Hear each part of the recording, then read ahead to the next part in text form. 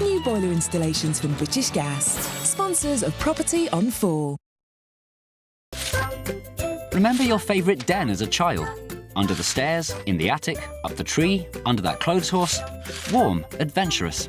A place to call your own. I'm Amanda and I live in my old playhouse.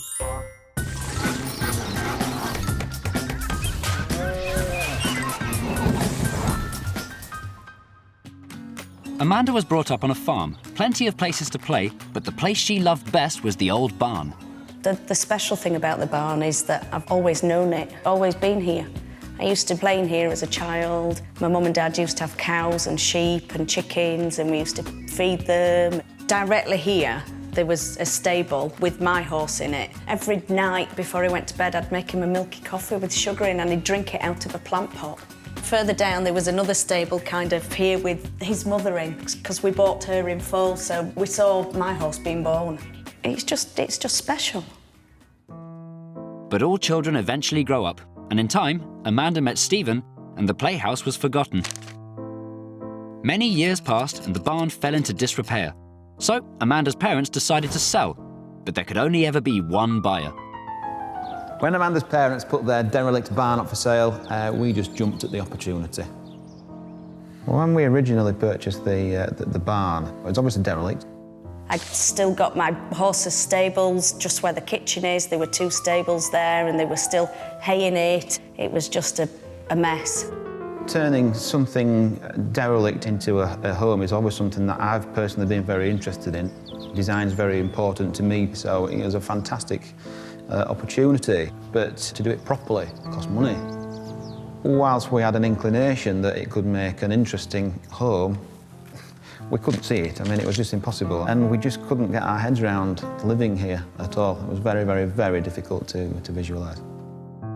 So the challenge was how to turn a derelict child's den into a grown-up's dream home. When the couple sold their old house, they moved into a caravan on site.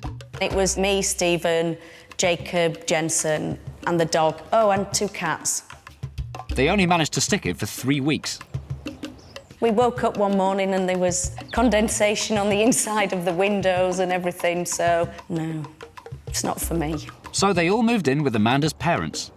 The construction phase was very, very complicated and difficult and you know, full of disappointment occasionally, frustration. You know, there was no kind of running water, no electricity, there was absolutely nothing here at all, and it was falling down.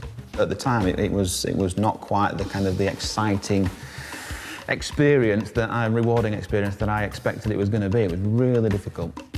And as if that wasn't tricky enough, all of a sudden, I found out I was pregnant. We had to very quickly replan, should we say, in order to sort of make room for this little man here, which didn't go down too well with Jensen, I'll be honest. And the place where Amanda used to play home was now her home.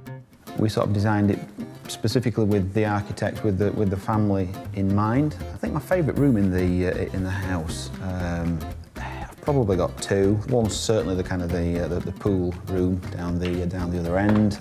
We spent some really good sort of evenings with the boys playing pool. But I think in terms of the most special room in the house has got to be the kind of the room which we're in now, which is the sort of the kitchen dining area, which is just a fabulous place to spend some time. Very special. The kitchen's definitely the heart of the house.